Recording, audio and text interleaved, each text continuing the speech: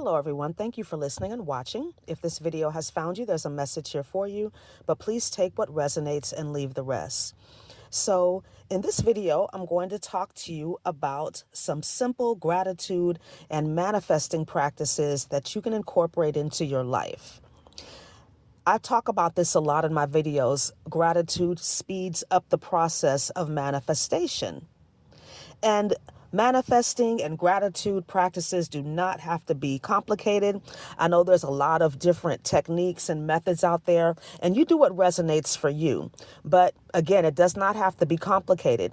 I find that the more complicated something is, the less likely you are to integrate it into your life on a regular basis. So everything that you manifest has two things in common: intention and alignment. So that's why your practices don't have to be complicated. As long as you have set an intention and you are aligned with what it is that you want to manifest, you can do whatever you want in the interim, right? Whatever's going to help you to get better aligned with what it is that you're trying to bring into the physical from the metaphysical. Abraham Hicks, who is channeled by Esther Hicks, I'm pretty sure many of you know who she is. He said, or they said, I think it's a they, but they said that it's no harder to manifest a castle than it is to manifest a button. And so this speaks to this idea of intention and alignment, right? Once you're aligned with what you want, it's going to come to you.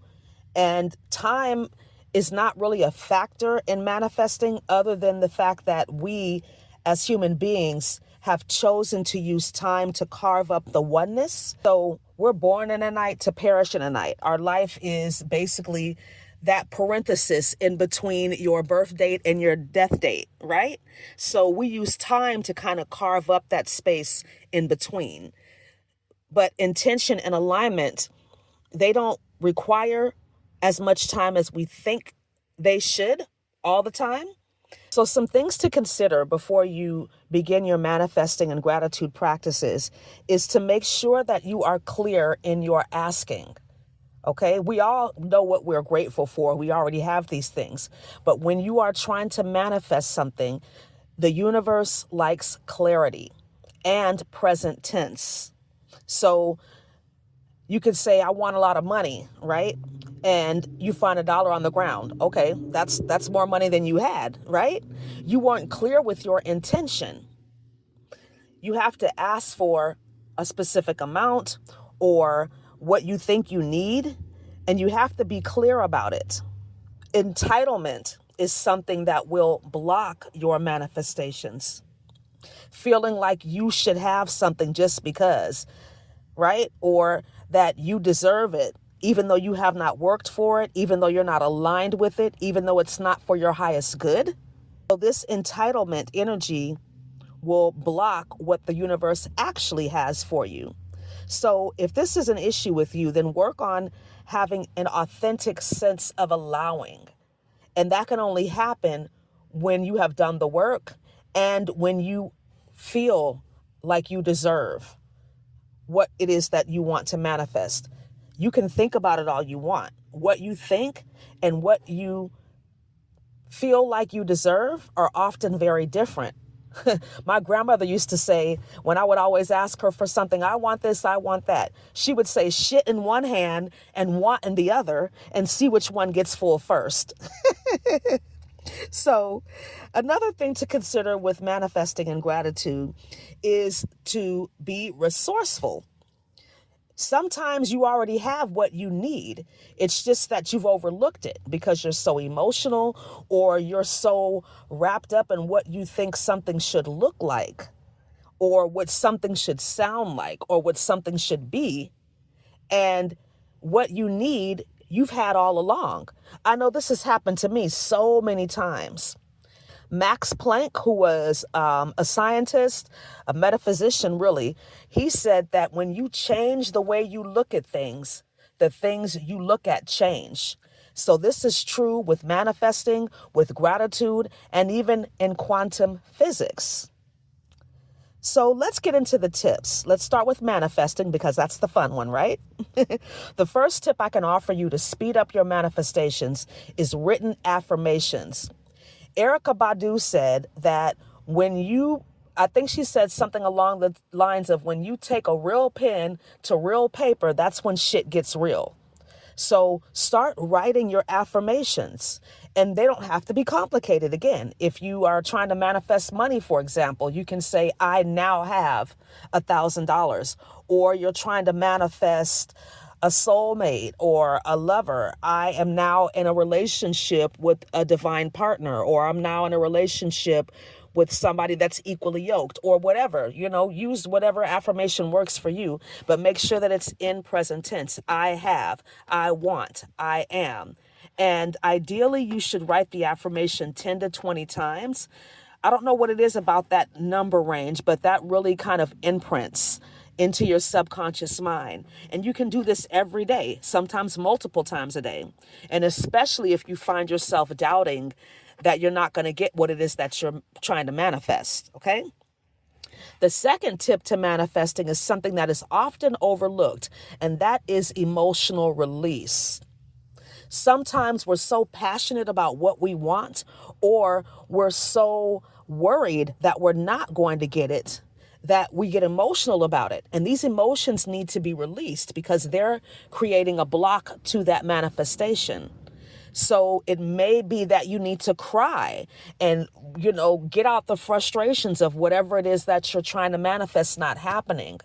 Or you may need to just allow yourself to be angry or frustrated or irritated or impatient. Allow these feelings to happen, but don't let them immobilize you. That's the key. You're allowed to feel whatever it is that you are feeling, but don't let these emotions stop you from taking action, stop you from believing in what it is that you want. You can still be sad and upset that you're not getting what it is that you desire and believe that you deserve it. Okay? So allow that emotional release. And it doesn't have to be this public thing. Go somewhere private, cry, pray, whatever.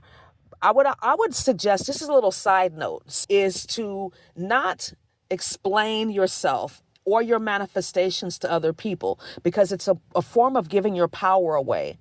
You're trying to convince this other person to believe in you when you should believe in yourself. And sometimes when you tell people your manifestations or what you're trying to manifest, they're not always going to support you. It could be a situation where they're not wanting you to have that, or they don't understand why you want that, and it creates another block. So move in silence. Let your success, let your results speak for themselves. Okay?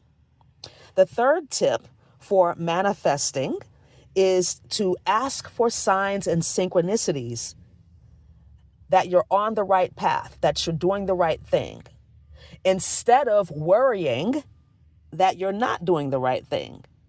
You can ask God to show you a sign, anything, right? Numbers, like for me, I like numbers and animals, right? We know that. So these are the signs and synchronicities that I ask God to show me, because these are things that I'm familiar with, and I'm going to know that it's God speaking to me. So whatever it is for you, ask for those signs and synchronicities so that you know you're on the right path. Now, when it comes to gratitude, which again is the gas, it speeds up that manifesting process. There are 3 tips that I'm going to offer you. The first one is to do a gratitude stream listening to alpha waves.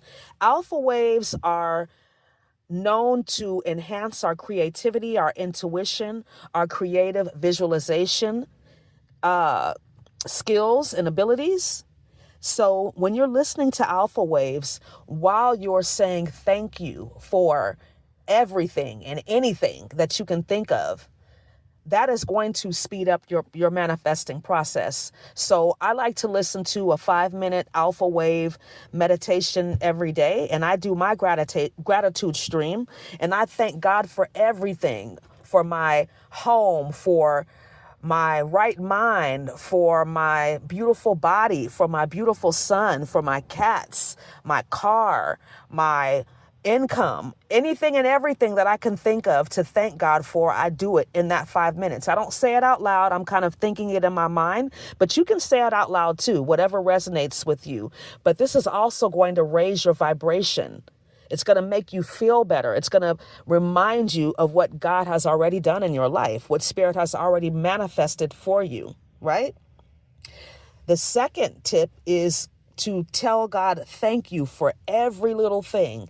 So this is similar to the gratitude stream, but it's more of a conscious thing where you're saying thank you for everything in your waking life, in your everyday life, like a little mini silent conversation that you're having with yourself and with your environment. Like, thank you, for this coffee. Thank you for this beautiful day. And you don't have to say this out loud. Again, this is something that you can think in your mind. Thank you for this cute outfit I put on today.